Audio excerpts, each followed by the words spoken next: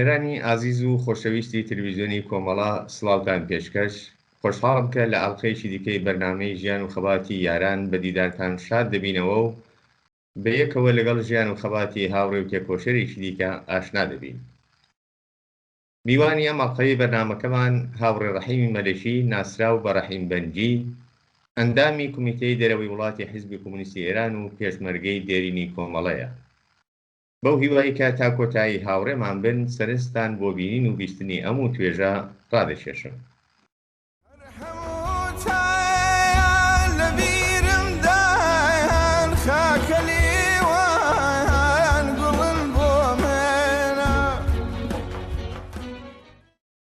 هاوڕێ ڕەحیمجان سڵاو بەخێر بێیت، خۆشحاڵم لەوەی کە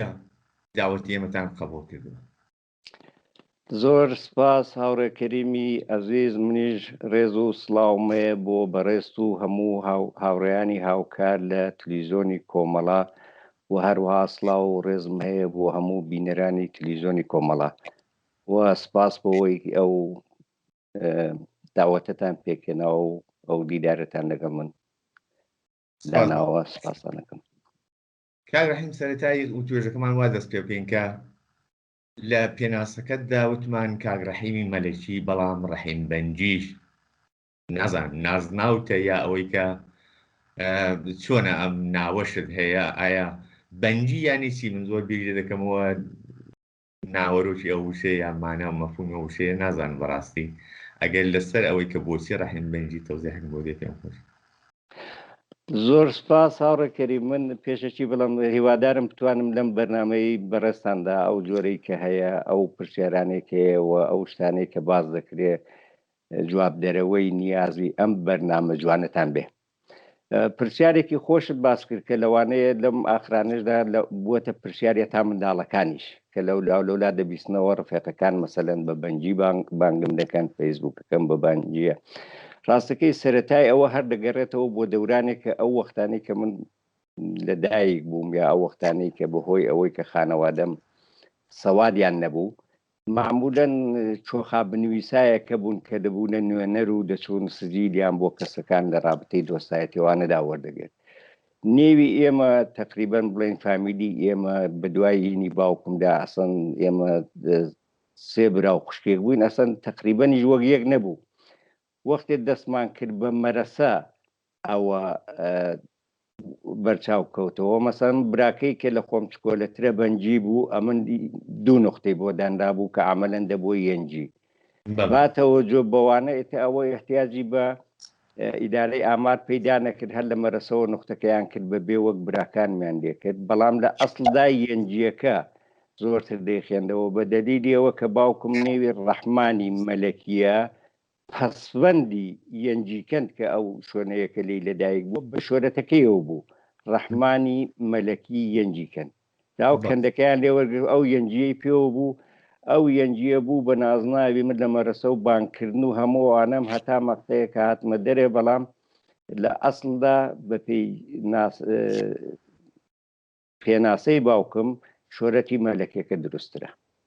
ئەوە هۆکارەکەی بووەوە زۆرتری ئێستا هەتا نەڵێن بەنجی کەس نامناسێتەوە. هیوادارم ڕۆشنگەری تەواوم دابێت. بێگومان کاک ڕەحیمی بەنجی لە شوێدایک بووە سەرەتای ژیانی تا بەر لەوەی کە لەگەڵ مەسایلی سیاسی ئاشنا بێت چۆن تێپەڕ دەکات؟ پێم خۆشە گوێ هاوڕێ کەریم، من هەر وەک بەپێی ناسنامەیە کە بۆم دەرچووەوە میشکالاتێکی کە تێدا بوو باسم کرد، باز لەوە دەگەم ساڵی 1380 لە گەڕەکێک بە نێوی گەڕەکی میراوە لە شاری بۆکان لەدایک بووم لە بنەماڵەیەکی دەستەنگ و خوێندنی سەرەتایی و ناوەندی و دەبیرستانیشم هەر لەو شارە تاوا کرد. خوێندنی سەرەتایم کە وەخت ئێمە کەوتینە بەردەورانی نظام جەدیدیان پێدەکوت کە ئیبتدایی بوو بۆ 5 ساڵ، نظام قەدیم 6 ساڵ بوو. ئەمە ئەو 5 ساڵی ئەوەڵم لە دوو مەرەسەی ئەوەڵ کە پێیان دەکوت 4 ئابان لە دەرەوەی بۆکان بەلای عەلیاباتەوە بوو و چوینە کلاسی دووەم بە دەلیلەوە جێگا و ڕێگانە بوو، ئێمەیان منتەقل کردە مەرەسەی ئێلخانی کە بە قەڵا مەشهورە. ئەم 5 ساڵم لەوێ تەواو کرد. بە دوایەوەدا دەورانی ڕاهنمایم لە بەرنەسەی ئیبن سینا بوو کە دەکەوتە نزیگە و شارەبانی و شارداری ئەو منتەقەیە کە ڕەنگە زۆر لە عەزیزان ئێستا نەما بێ، بەڵام ئەوەیە 5 ساڵی دوایی دەبیرستانیشم لە دەبیرستانی کوردشی کەبیر کە دوای ئینقلاب بوو بە دەبیرستانی کەماڵ، ئەگەر لە جێخۆشی لازم بێ بوو بە کەماڵ حتمما نیشارەی پێکەم لەوێ تەواو کرد و کولەن 3 دەورەی خوێندنم هەر لە شاری بۆکان تەواو کرد. بەڵام بازە ئیجازە بێ ئیشارەی پێ بکەم، من جیاواز لە خوێندنەکە من وەختێ پێم ناسووەمی ڕاهنماییەوە بەهۆی وەزعیەتی خانەوادەکە بوومان دەستەنگ بووانە من نەک لە ئەسەر فشارەوە، بەڵام حسێک لە مندا هاتە پێشێک کە ئەگەلانی کەم ناتوانم یارمەتی باوکم بکەم یا یارمەتی خانەوادەم بکەم، کارێک بکەم لە وەختایە کە بەتاڵم ئیسپادە بکەم دەرامەدێکم هەبێ بۆ ساڵانی بۆ دەورانی تەحسیلەکەم. ئەو بوو کە ئەگە لە هەڵەدانم هەر ساڵی سووەمی ڕاهنمایی کە سنێکی وام نەبوو، بە تایبەت هاوینەکانی کە 3 مانگ وەخت بوو ئەوانە ئەمە ڕەوانەی شرکەتەکان بووم وە لە شرکەتەکان کارم دەکرد، ینی مەرەسە تەحتیل دەبوو، من دەڕۆیشتم مەرەسە تاوا دەبوو دەهاتمەوە و ئەوەڵین شوێنی کاریشم کە چوون بۆیە سەدی نەورۆزلوو ئەوەی سەدی میان دواو کە بە فارچەکەی پێڵەن سەدی نەورۆزمێر لێوێ بوو و لەوێ باوکشم لەوێ بوو لەوێ کارم کردو و بە دوایەوەدا 2 ساڵ بە دوایەکدا چوومە ئەوێ لەوێ خەریکی کار بووم و بە دوایەوەدا ئیدامەی خوێندنەکەم و کارەکەم هاوینان من هەروەها لە سەدی سنە کە سەدی قشلاقی پێڵێن 2 هاوینی چوون لێوە کارم کردووە و وەختی بەتاڵەتەکانی من بەڕاستیەگە بازە تاتیلاتایەکی 3-4 حوتویش دەبوو هەر لە مەحەلەکەی خۆمان و لەولاترەوە لە شاگرد نەجاری و ئەو کارانی کە لە دەستماتوە زۆرتر کردومە و هۆی وەزعیەتێکی خانەوادەوە کە بوومان دەستەنگ بووین و جیاوازی هایەک ڕەنگە من ئێستا لێرە ئەرزی بینەرانتان دەکەم باز لە وەزعیەتی ژیانی خۆم دەکەم، بەڵام لەوانەیە زۆر کەسان لەنێو ئەو کۆمەلگایەدا وەزعی ژیانیان لە منیش خراپتر بوو بێ، بەڵام جیاوازی هەیە کە بوو من هەر لە منداڵەوە کە چاوم لێکردەوە و بەرحاڵەوە دایکمە ئەوە باوکمە وە چاوم لە هاو محەلەکانم دەکرد، حزوری باوکم لە خانەوادەی ئێمەدا غایب بوو، غایب بوونەکەی نەگەوەی لە حەیاتدا نەبێ، بەهۆی ئەوە بەهۆی کارەکەیەوە کارێکی وەک حاڵەتی بڵێن دەستفرۆشی بوو، شتی دەکڕی و دەبرد و لە دێهات وردی دەکردە و هەتا تاوا نەبووایە نەدەهاتەوە، جاری وا بوو ئێمە لە خانەوادەدا مەسەلەن بە 6 مانگ بە 7 مانگ باوکمان لە ماڵێ نەبوو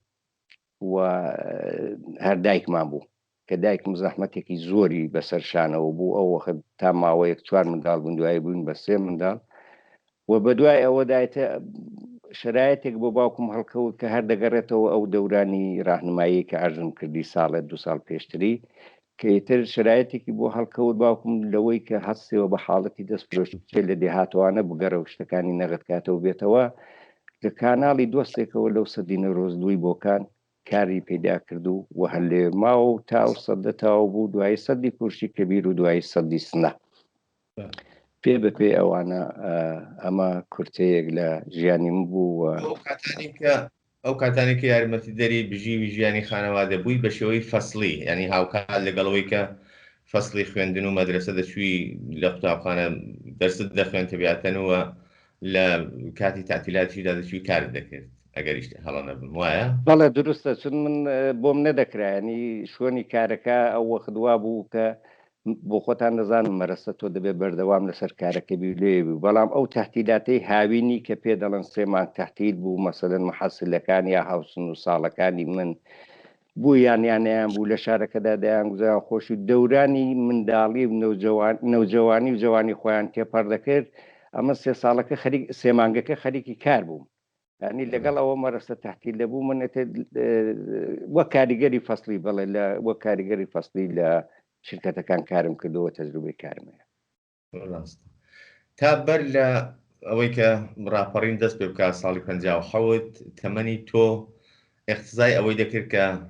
مەشمولی سەربازی بی سەربازی چووی یان نا سەردەمەدا؟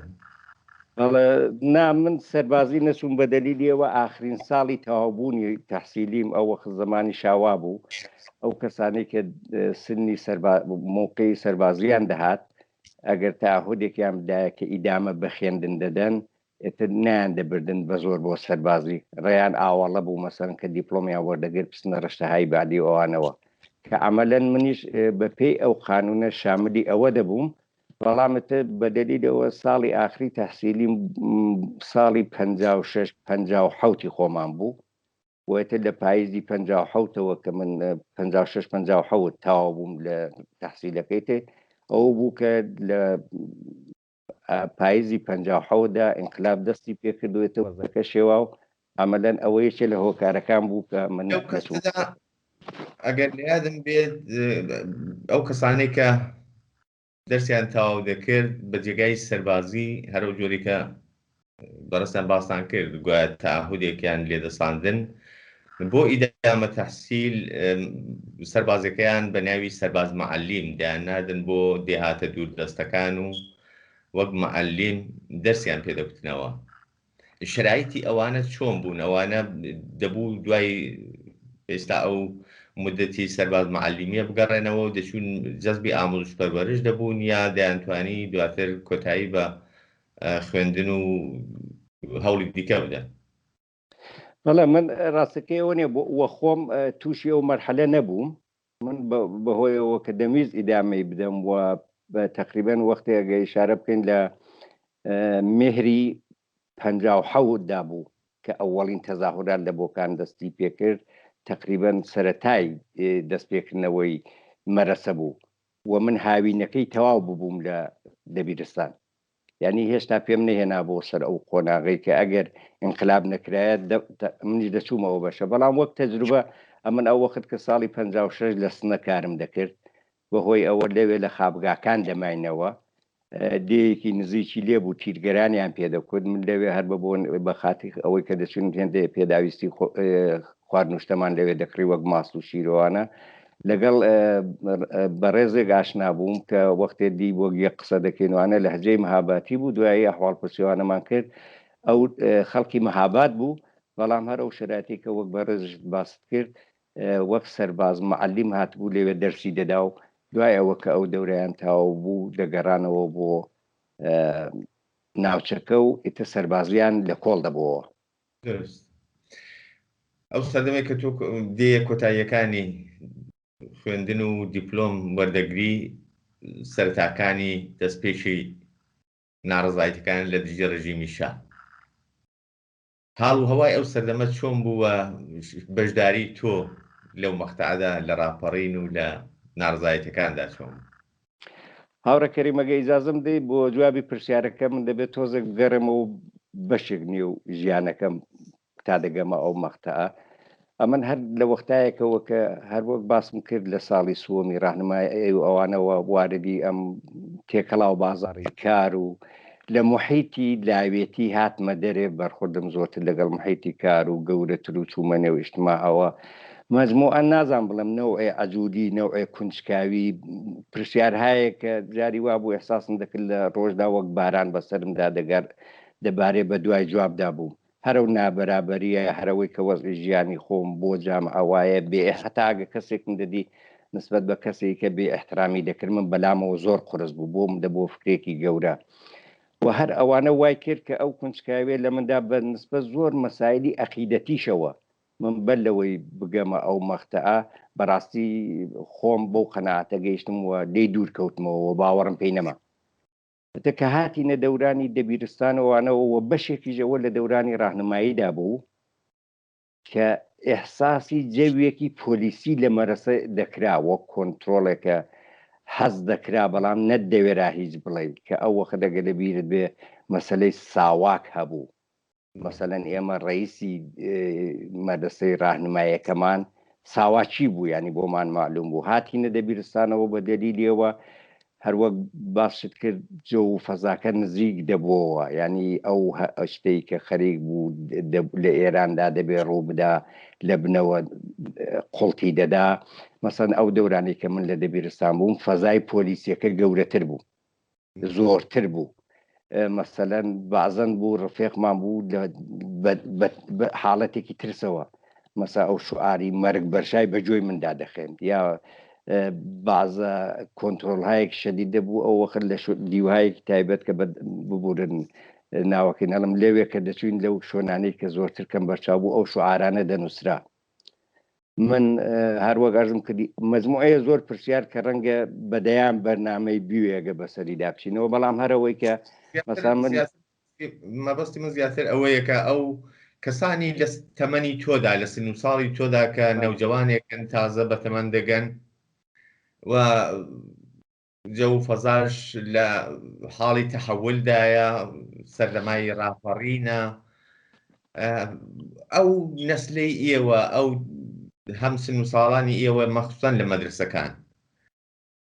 چ باسێک زیاتر باو بوو هەست بەوە دەکرا کاسان ئەو ڕاپەڕینە لە ڕێگادایە خەڵک قەرارە ئینقلابێ بکە شۆڕشێ بکە زەمزەمەی ئەوە چۆن لە ناو نەسلی جەواندا زیاتر بوو ئەسڵەن یا کاتێککە ڕاپەڕینەکە دەستی پێکرد بە شێوەی خودخیس جەماوە جەزبی ئەو ڕاپەڕینە دەبن بەڕاستی هاندانی ئەو ڕاپەڕینەوە سازماندەری ئەو ڕاپەڕینە سەرتاکەی چێ بوو چۆن بووە چۆن دەست پێکرد کە هەموو کەسەکانی گرتن ڕاستەکەیەوەنی ئەرزت کەم هاور کەریمی بەڕێز من وەختێ شتەکە دیارە لە ڕوانگەی خۆمەوە ئەوەندێکی مشاهداتی ئەو وەختی خۆم بۆ یان بۆ خۆم تێدا بوو مەسەمە هەر لەو سەرەتایانەوە کە ئیشارەم بەکار کرد مەسەرەن ساڵی 56 کە لە سنە بووم ئێمە خابگایەکی گەورە بوو لە خێمەدا دەماینەوە کاریگەرەکان دەمانەوە ئیسراحەتمان دەکردوانە بەیانان کە هەڵدەستان دەوروبەری چادرەکان پڕ دەکرد بەفرباریوە نووسراوەهایەک بە خەتێکی زۆر ورد وە کەسیش نەیدەوێرە هەڵیگرێ ئەمە بەیانێکی زوو هەستان بە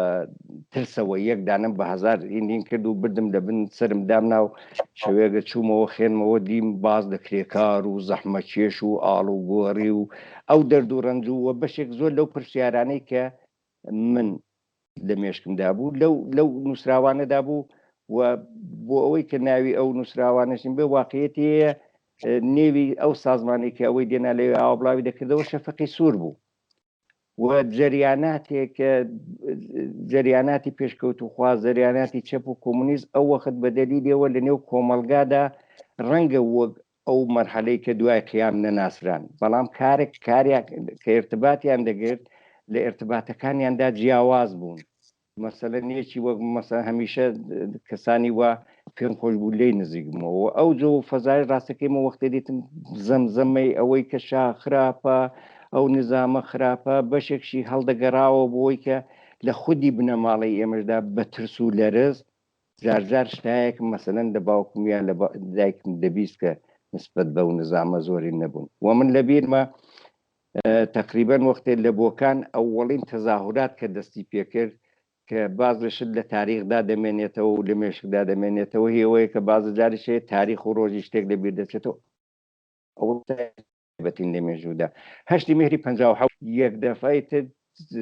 دیارەت کاری بۆ کرابوو چۆن کاری بۆ کرابوو من لەگەڵ هیچ جریانێکی ڕسمی نەبووم بەڵام ئەوەندە دەزانم لەلایەن دەبیرستانەکانەوە بە تایبەتەوە مەدارسەوە و خەڵکیشەوە ئەووەڵین تەزاهوراتی بۆکان دەستی پێکرد کە لەوێدا دوودانە هاو مەدرسەیم یا بڵێن هاو کلاسیم بە نێوی کەماڵی حەمیدی و محەممەدی بەهرامی هەر لەو تەزاهورەتەدا گیانیان لە دەستدا وە تێدادی کە بریندار بوون و ئەوە ئەلەوێەوە لە بۆکان تەزاورات شکلی گرت و ئەوە نەک نەبوو بەهۆی ئەوە کە خەڵک بترسێن بەڵکە تقریبا نەتوانم بڵم هەر ڕۆژە تەزاهورات لە بۆکان دەستی پێکرد و منیشە لەو تەزاهوراتەوەیتە بەشداری تەزاهوراتەکە بوو و تەشخیصم دەدا شتێکە بوو لابردنی نظامێک کە ئەو هەموو زوڵم و زۆرەی تێدایە و نظامێک کە بتوانێت مەسەلەن حەدیقەل کەمترین ئارەزوو و نیازی ئینسانایەکی وەک من کە بۆم پرسیارەوە جواب بە پرسیارەکانم داتەوە بەشدار بووم لەو کاتی ڕاپەڕیندا ڕاپەڕین دێ بە سەرنجام بگا ڕژیم شا دەڕواوە ئێران بە شێوەی لە شێوەکان ئازاد دەبێ ئەگەرچی لەلایەن جێریانیشی کۆنەپەرستەوە دەستکەوتی ئینقلابەکە دەستی بەسەردا دەگیرەوە بەلارەدا دەبرێت بەڵام لە هەر حاڵدا جە و فەزا گۆڕدراوە، حاڵ و هەوا کاملەن عەوەز بووەوە جەرەیاناتێکی کە پێشینەی مەبارزاتی و خەباتیان بوو لە ناو کۆمەلگادا پێشتر ئەوانە سەر هەڵدەدەن، دەست بە فعالیت دەکەن ناو کۆمەلگادا. جریان مەخصوصان لە کوردستان جریانێکی وەکو حیزبی دموکرات بە پێشینەیەکی کە بووی و جریانی حیزبی توودە پێشتر سابقە و پێشینەی بۆ ناو کۆمەلگادا بێگومان خشتێک ناسیویانەیە بۆ خشتێک ناسراوە. لەو سەردەمەدا ئەو کەسانەی کە وەکو چەپ دەناسران یا و جریانەی کە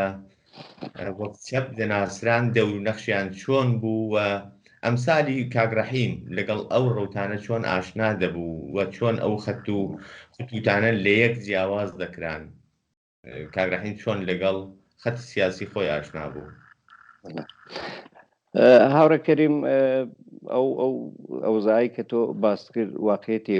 وەک شتێکی شارە پێ بکەم هەر بەر لە ئینقلابیش ئەلبەتە ئەوە مختەز نابێتەوە بە ناوچەی بۆکان لە هەموو ناوچەکان و پەرەشی سند بوو هەتا لە ئاوایەکانیش ئەو کەسانەی کە لە ئاخریدا دوایەوە ئەو کەش و هەوایە پێکات کە نەفەسێ بچێشی و بزانی چییە لەکوێ ئەوانە هەموو معلوم بوون کە ئەوانە ئینسانهایەکی چەپ بوون سەر بە کۆمەڵە سەر بە حیزبی دموکرات وە بەخشە سەر بە چریکەکان وە پەیکار وانە، بەڵام ئەوانە تا بەر لەو کەش و هەوایە بەهۆی ئەو فەزایەوە کە بوو کە تۆ نەدەزانی چێن، بەڵام دەتزانی زۆر تایبەتین توێ ڕادێکێشا بۆ لای خۆی. جا من یەکێ لەوانە مەسەلەن هەر لە ئەوڵین تەزاورات دەستی پێکراو تا بەر ئەوەی کە ڕژێمی شابڕوخێ لە پاییز و بەرەوزستاندا بوون، من ئەو وەخت لەگەڵ دۆستێکی بەڕێزم کە لێرەوە ڕێز و احترامی بۆ دەنێرم لە کاری سیمکەشیدا نەگووە کار هاوکاریم دەکرد بە خاتیەوە وەزی ماڵێن بووانە شێوێک کێروا بە دەڵێ چی دەمانەوێت جەمێکی زۆر پێکەوە خڕبینەوە زۆرتر سرنجم بۆ چون ئەو زەمینەکەی و ئەو کونجکاوی لە مندا دەبینی ئەمنیش لە ئەوڵەوە هەروەک دانیشتنێکی جەمعی و دۆستانە وەرم گرتم زۆر باشە زۆرم پێخۆشە فقط پێم بڵکتی بۆ خۆم دێم بە شوێنەدا وەختێ چوین تەمەشام کرد چوینە شوێنێک ماڵێکی گەورە و بارهاڵ چۆڵ بووانە و جەماعەتێکی یەکجار زۆر دانیشتمەگە چاوم لێ کرد تەواوی بەننا و وەستاکار و جۆشکار و ئەوانەی کە من دەمناسیینەوانە لێ خڕبوونەوە تۆزێک ڕاوەستان دیمان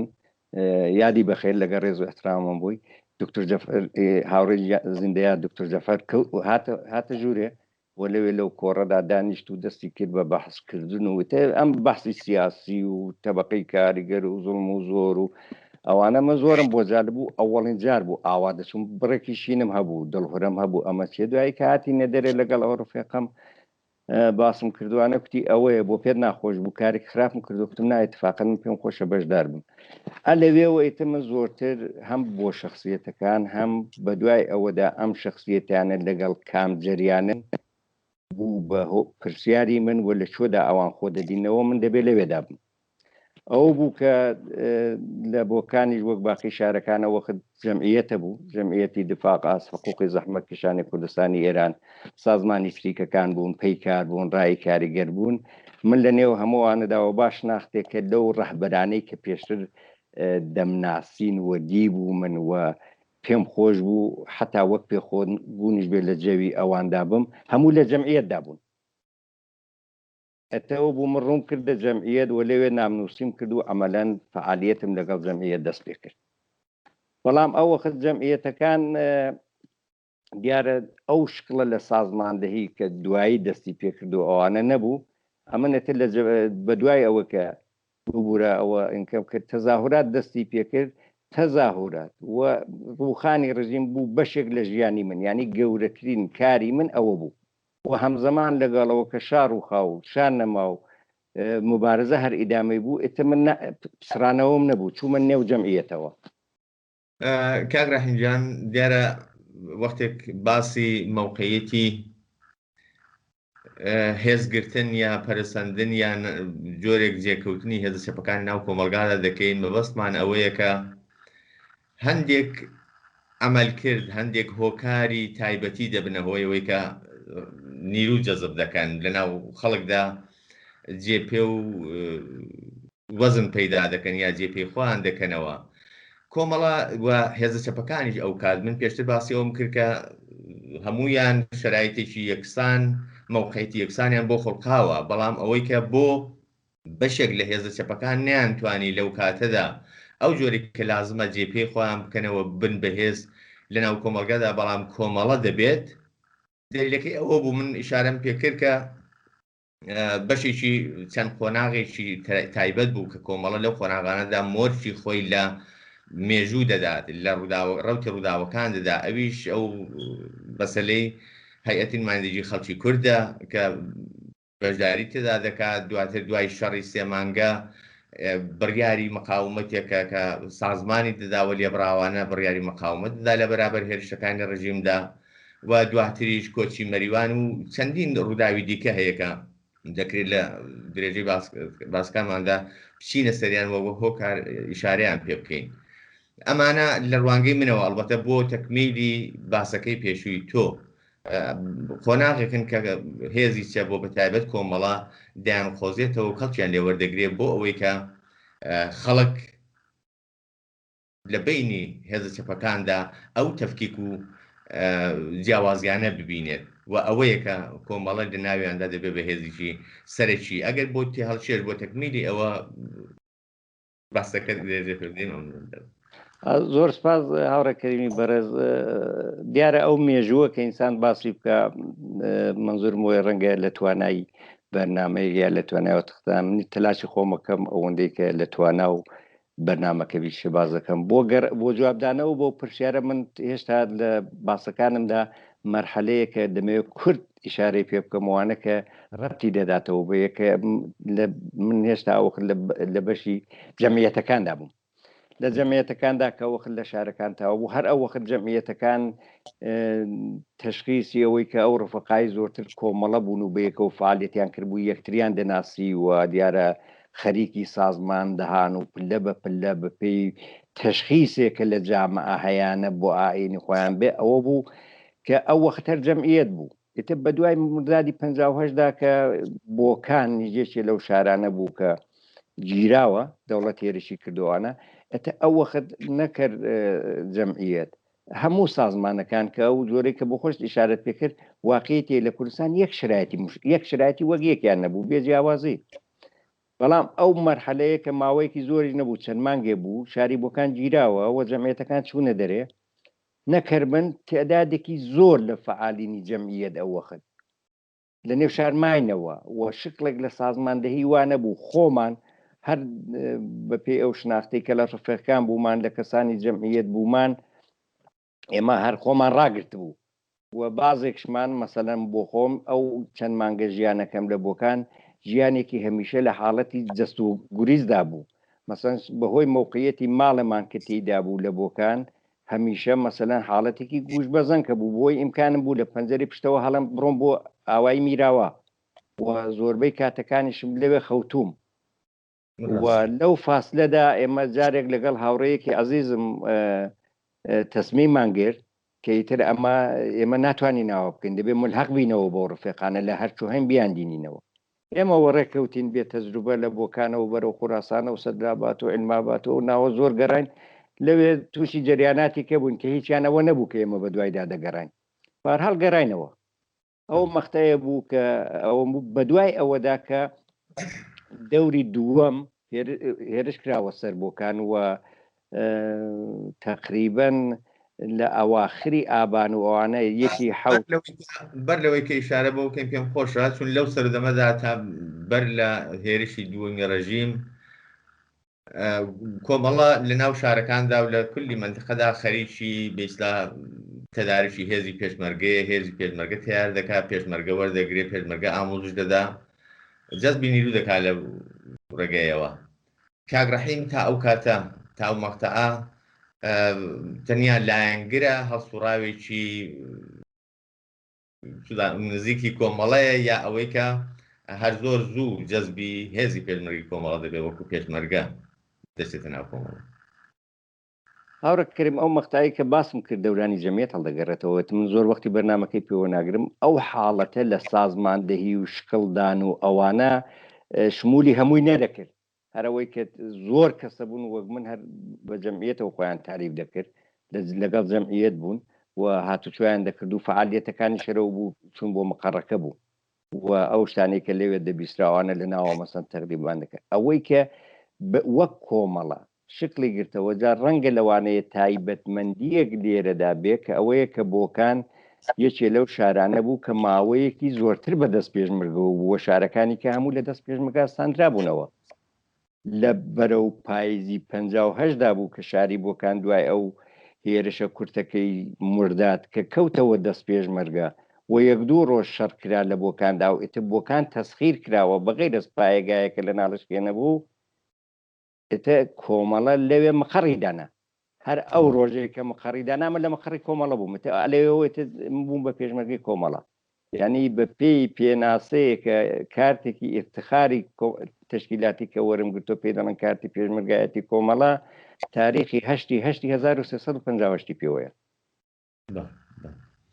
ئەو کاتەی کە دەبی بە پێشمەرگەی ترە و کات لێستا مەراکزی ئامۆژشی دایر کراون کاگرەحیم و ئەمسالی کاگرەحیم دەچن ئامۆژش دەبین دەبنە پێشمەرگەی یاوەی کە هەروەکو هێزی بەرگری ئەو دەم ئەشوایی چەکدار دەکران و دەکران بە نێروی بەرگری لە ناو شاردا چۆن بۆ ڕاستی ئەو وەخت لە نێو شارەکە وە بڵێن لە نێو شاری بۆکان ئەو شتێک کە وەک حاڵەتێکی هێزی بەرگری بوو نەبوو بتێدادێت لەوانەیە چەکیان بێ بەڵام لایەنگر بوون و ئەو لەحزەی کە بووم بە پێشمەرگە لە مقڕی کۆمەڵە لە بۆکان و ئەسلحەیان پێدام لەوانەیە تا ئەو وەخت پێش ئەو تاریخی کە باسم کرد تێدادێ لە ڕفێقەکان لەو منتەقەی سەردەشتوانە هایەکی ئامۆزشی هەبوو ئامۆزشایەکیان دی بێتوانە بەڵام ئەگە بە تەوری مشخص بێمە سەر خۆم بەڕاستی من هیچ ئامۆزشێکم نەدی ئەسلحەکەیان پێدام و دوای ماوەیەکی کورت هەم بەرپرسایەتیان پێدام و هەم ماموریەتیان پێدام ئەگە خۆشببوو لە درێژەی باسەکانەوە دەچینە سەری بەڵام کۆمەڵە ئەو وەخت سیستمێکی وەک لەو ئاخرانی کە باز لە ساڵەکانی 63 و 64 و ئەوانە بکەین بۆ ئامۆزشگا و ئەوانە ڕاستەکەی نەبوو زۆرتر دەگەڕاوە سەر تەجروبە و ئەوەی کە ئەو پرسیارم کرد مەبەستم وایە سەر ڕای ئەوەی کە هەست دەکرێت ئامۆزش و بارهێنانێکی ئەو تۆ لەو مەقتەعەدا نەبووە بەڵام هێرشی ڕژیم دەست پێ دەکات بە مقاومەتێکی جانانەی سەرتاسەری خەڵکی کوردستان و وەک بەشێکی لەو مقاومەتە کۆمەڵە و هێزی پێشمەرگەی کۆمەڵە بەشدارە مەبەستم ئەوەیە کە ئەم خەڵکە ئامۆزش نەدیدەیە چی باعیسی ئەوە دەبێت کە ئاوا بەورەیەکی بەرزەوە لە بەرابەر هێزێکی زۆر نابەرابەردا بوێستێتەوە و بڕیاری مقاومەت و وەستانەوە بدات ڕاستەکەی هەمووی هەردەگەڕێتەوە سەر ئەو بیر و باوەڕە ئەو اعتقادێکە ئەو وەخت هەر لە ئەوڵەوە بڵێن دەتوانم ئاوا بڵم لە نێو ڕێزەکانی کۆمەڵەدا لە سەتی سەرەوە هەتا خوارێ هەبوو و ئەو تۆزە تەجروبە شێوەی کەڵک وەرگرتن لە ئەسلحە چۆن دێکی و چۆن تەقەی پێکەی و چۆن سنگەر دەگری و ئەو تەوزیحاتە سەرەتاییە کە لە نێو خۆشماندا تا ئەوەخت تێعدادێک زۆر ئەنگوشمار بوون کە دەوریان دی بوو تێدادێ لە ڕفەکانیش بوو سەربازیان کرد بوو ئاشناتر بوون بەڵام بۆهۆی ئەوە تا پێش لە کۆمەڵە من ئەسلحەم بەدەستەوە نەبووانە هەر ئەوە بوو کە لە شەڕەکاندا دەگەڕێتەوە سەر ئەو ئیمان و بیر و باوەڕە ئەو هەر ئەوەش باعثیەوە دەبوو کە جەسارەتێکی تایبەتی لە نێو هێزی پێشمەرگەدا بوو بە دەلیلەوە وەختە تۆ چاو لە نێو هێزەکان دەکرەوە وەخت یەکسانیەک لەسەرەوە هەتا خوارێ مەسئول و پێشمەرگە هەموو بەیەکەوە وەک یەک جیاواز لە وەزایفێکی تشکیلاتی کە بوومان بەشدار بووین لە فعالیەتەکاندا و بەشدار بوون لە بەرەو پێشبردنی ئەم کارانەدا ئەمە ئیمان و هێزێکی تایبەتی دەدا بە پێشمەرگەی کۆمەڵ وایە دیارە لەگەڵ نیشان بەشانی هێزی پێشمەرگەی کۆمەڵەکەمان بەم مورەیە بەم باوەڕە بە پشتبەستن بە و ئیمان و باوەڕەی کە بە ڕێبازەکە هەیەی بەڵام خەڵکیش بەشێکی سەرەکیە لەو مقاومەتە ئەوەی کە بۆ خەڵک هۆکارە وەکو ئەنجیزە وەکو دڵگەرمی دەیبینین لەو مقاومەتەدا کە بێڕاڕایی تەندەدا بە مقاومەت وابزانم دەتوانێت ئەوەش بێکە لەو مەقتەعەدا بۆ ماوەیەکی کەم کە شارەکان دەست پێشمەرگەدایە خەڵک دوای ئازادبوونی شارەکان دوای ڕووخانی ڕژیمی شا نەفەسێک دەکێشن، ئەحساسی ئارامش و جۆرێک لە جۆرەکان هەز دەکەن بۆ خۆیان دەژین. ئەو ئازادیە ئەو شەرایطی کە بەسەر کۆمەلگادا و بەسەر شارەکاندا زاڵ دەبێ، خەڵک وەکو دەستکەوتێک چاوی لێ دەکەن و پیان وایە کە دەبێت بە سنگ و ددان ئەو دەستکەوتە پارێزن و دیفاعی لێ بکەن تا جگایی کە دەکرێوە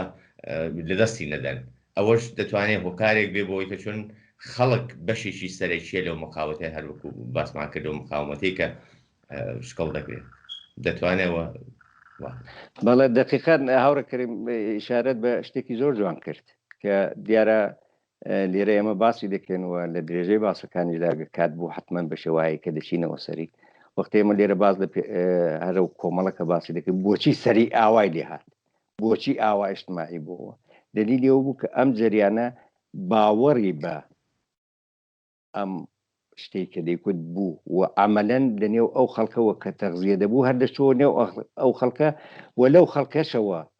بازە جار بە قەولی کابرا معروف بڵێن وەک ئیلهامی وەردەگرت. یعنی تۆ وەختێ باز لە کۆمەڵە دەکەی هەرەوەی ئەوەی بوو کۆمەڵە ئەو رابطە مستەقیمە تەنگاتەنگەی لەنێو خەڵکدا لەنێو کرێکاران و زەحمەتکێشاندا بوو و ئەوەی کە پێشمەرگەی کۆمەڵە دەیکرد وەختێ باز لە کۆمەڵە وەک جریانێک دەکەین باسی کۆمەڵە دەکەم ناتوانانی باز لە قارەمانەتی پێشمەرگە بکەی باز لە فەداکاری پێشمەرگە بکەی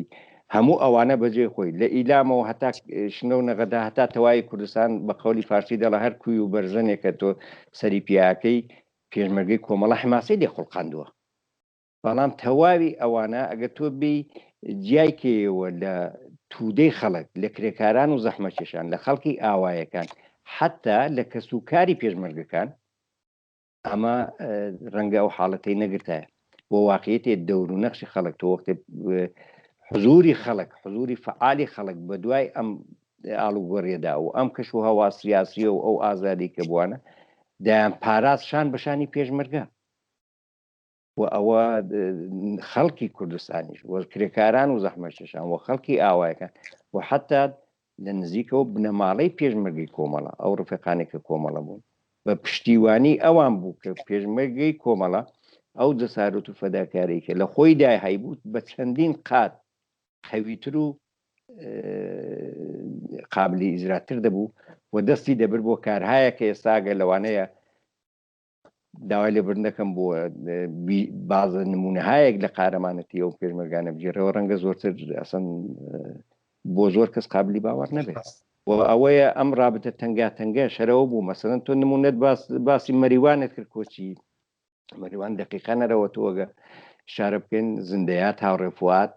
لە سمینارێک کە ساڵی 58 لە مەهاباتەیەتی وەختێ چاو دەخشێنێتەوە بەسەر دەستکەوتەکانی داوە بەسەر زاف و کەم و کوڕەکانیدا دەرسایی زۆر ئاموزەندەی تێدا دەڵێ ئێمە ئەو وەخت بۆ خەڵکمان دیاری نەدەکرد کە چ بکەن یەکوت ئێمە دەچوینە نێو خەڵکەکەوە خواستەکانیانمان وەردەگرت دەمان نووسی مەکتوبمان دەکرد دەمان کورد ئێوە ئەوە خواستیەوە دایان کورادایان کورد دەبێت پشتیوانیشی لێ بکەن. یعنی ئەم رابطە تێ هەڵکێشراوە بوو کە بۆیە ئەو نمونەم ئاژکردی زندەیات هاوڕێفوات وەختێ لەو ئەرزیابیەدا باسی دەکا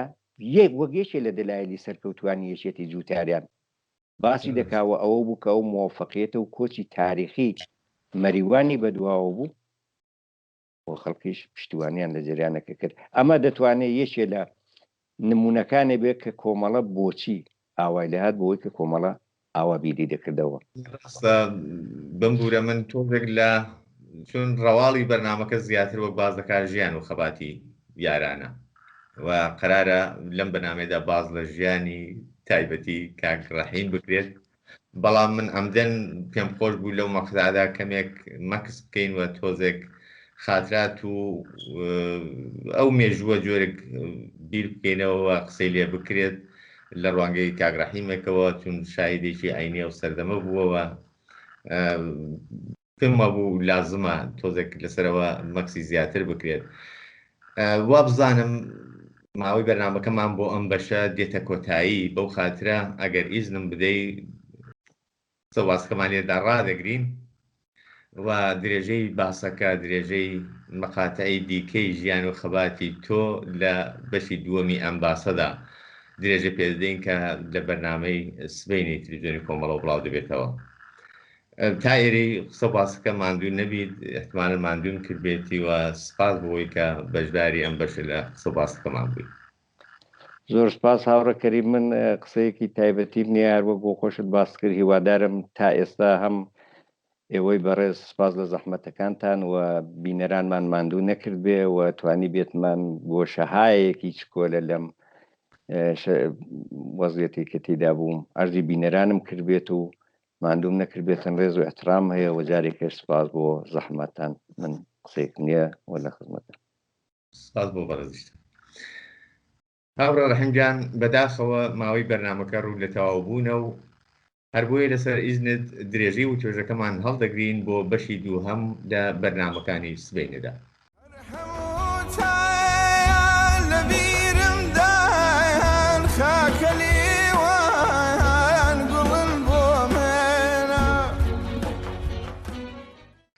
بینەرانی ئازیز،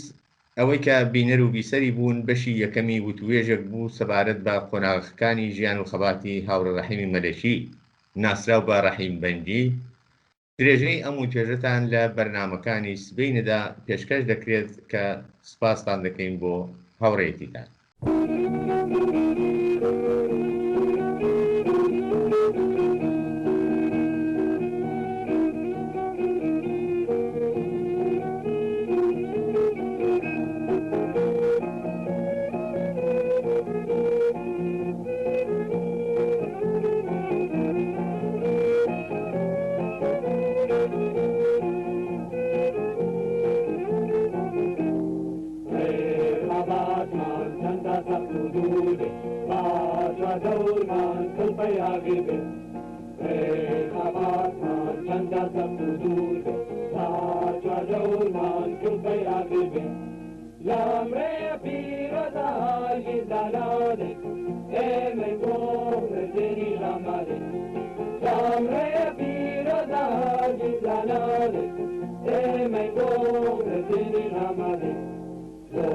دنیا یکی نبو هزار